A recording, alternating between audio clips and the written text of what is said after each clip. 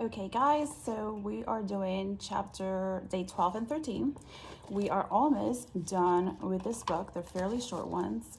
Such a pretty day. Thought we'll be outside for a bit. So here we go.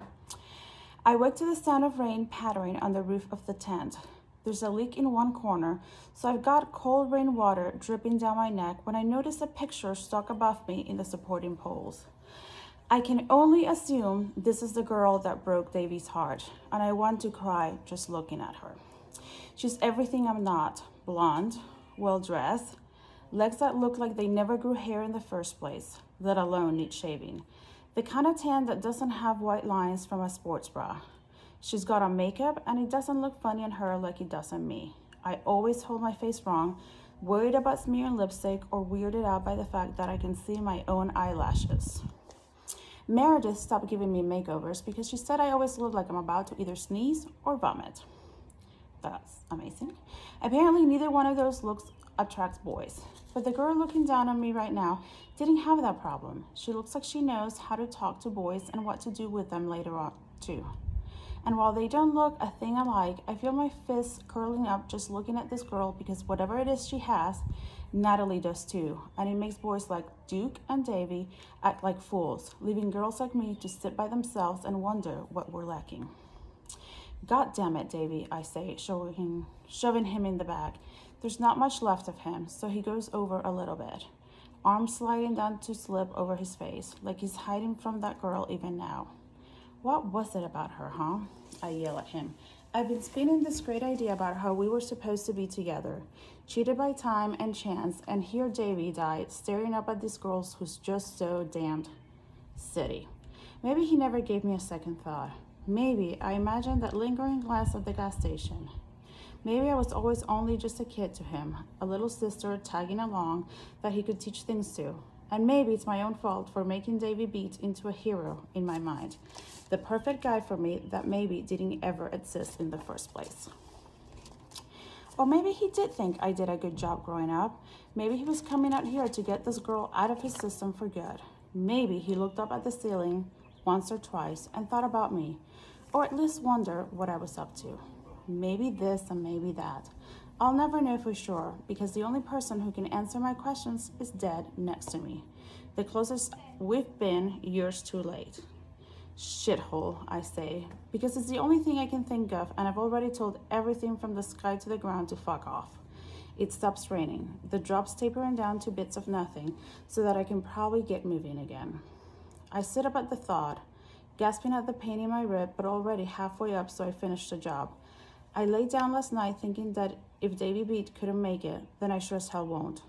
But after a good sleep and a temper tantrum, I'd like to prove otherwise. I think it's that girl, to be honest. Some people said that Davy Beat came in here never meaning to leave, that she had broken him to a point that he couldn't come back from. What if they're saying the same about me? What if Duke's busted nose and Natalie's snide little smile make everyone think Ashley Hawkins would rather be dead than without him? Well, fuck that, I tell Davy. I'd rather be alive with half a foot and a busted rib and a sprained wrist and covered in my own blood and mostly naked and wearing a moldy blanket, but a fucking live. Damn right, I say back to myself, because I think that's what Davy would have said. And single, I add. And that's how I end up taking Davy Beat's hat back, because I need it more than he does. I take some other things too. Davy's shoes are way too big, something I find out after going through the process of taking them off. His pack has a few things that are helpful to me. A Swiss Army knife, a canteen, and a tarp. I recognize the first two. I've held them before. Davy's showing me how to always cut away from myself with a knife, my eyes lingering a little too long on his mouth when he took a drink from the canteen. They're not mine now, not really. They're Davy's, on loan to me for as long as it takes. I think about staying one more night. It'd be a few more hours with something between me and the sky. A little bit more time with someone that means something to me, even if I'm not quite clear on exactly what that is. But in the end, I decide that the tent can't do anything for me that the tarp won't. And what's left lying in there isn't Davy. Not really. Davy's gone and never mine to begin with. So I might as well put on a hard face and point it in whatever direction feels best and go on with it. I do two things before I go. I found a bandana deep in Davy's backpack, one that was bought new, and still had creases from being folded in a perfect square, though it spent 2 years wedged between a campfire pan and an extra pair of jeans. I tie a stone in the corner for weight and toss it wildly 5 times before it snags on a branch about 20 feet up, a bright blistering red among all the green. The breeze catches it and it unfolds, factory press corners finally loosed. I ease myself down with the shaky arms and give Davy's pack a critical look. The straps are so rotted, I don't think you'll last more than a few miles, and I'm so weak, I doubt I can carry more than what I already have. The last thing I do is zip the tent again, making sure Davy won't be bothered anymore. My hand lingers on the closed flap, like maybe I should say something that isn't swearing. I'll come back for you, Davy Beat, I tell him. And even though he was past saving, I imagine there's some comfort in those words. I used to pretend to be asleep just so Dad would carry me. When I was a kid, I thought we spent a lot of time in the woods because we were outdoorsy people. But as I got older, I realized that the woods are also free. And so was a lot of other stuff we did for fun. Other kids would go bowling or to the zoo, but Dad always offered up options like the library, the park, or fishing with worms we dug up ourselves, never taking the easy way of buying some at the gas station.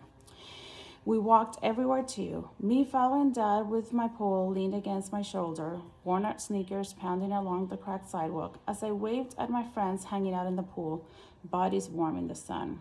Their summer passes allowing them that luxury.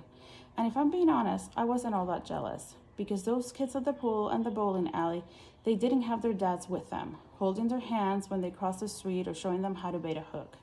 I never needed anything more and didn't really start wanting it until I got older.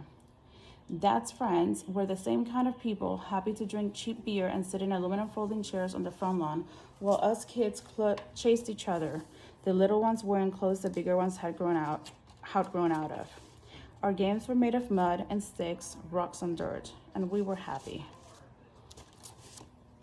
I'd nod off, content in someone else's house, a scratched DVD playing while my sweaty cheeks stuck to the cheap leather couch.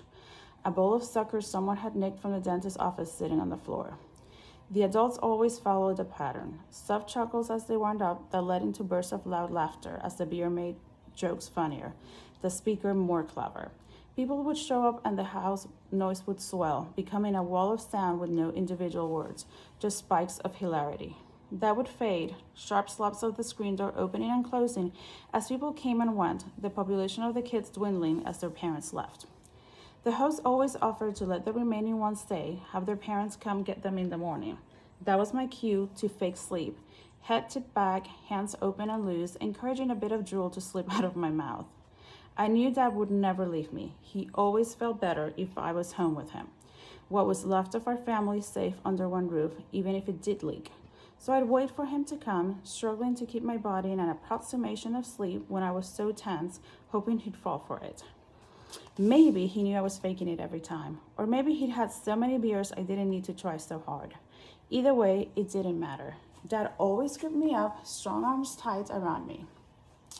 Beer scratching against my cheeks, still sticky with sucker, popcorn butter, or the last swig of juice that I'd missed my mouth with.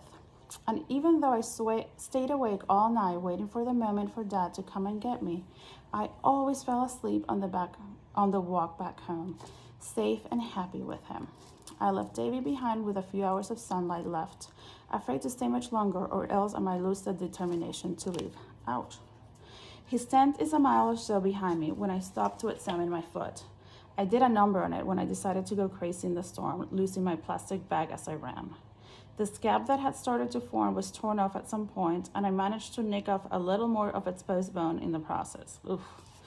But Davy had some antibiotic creams and extra socks rolled together in his pack, which I lifted from him along with the knife and canteen. Now that I'm far enough away from the tent that I won't consider lingering, I find some running water to check out the slice in my leg, which doesn't look good, but won't kill me. I clean my foot too, wincing at the coldness of it. I'm still swollen, still hurting, still nowhere near what I'd call healing. The antibiotic cream is a startling whiteout here among all this dirt. It feels good going on, a hell of a lot better than the sock, even though I ease it on over the wound. I sling my foot back and test my weight against a new walking stick I found. The only good thing I have to say about it is that it rubs in all the new places as I go, leaving the old ones alone. I take inventory, touching each thing as I do. My fireboard and broken whiskey bottle top I couldn't quite part with dangle from my belt loops. Flint and Davy's knife in my pocket, a reassuring bulge, parts of my dead foot still hanging in a sandwich bag. His tarp is folded neatly and tucked into the back of my jeans. Feeling the empty space my shrinking body has left behind. My blanket is tied around my throat, what's left of Davy's hat clinging around my ears. I'm moving, but Lord, do I wish there was someone to carry me. Okay, I'm gonna pause for a minute because these beats are making me a little paranoid. And that was the end of day 12, chapter 12.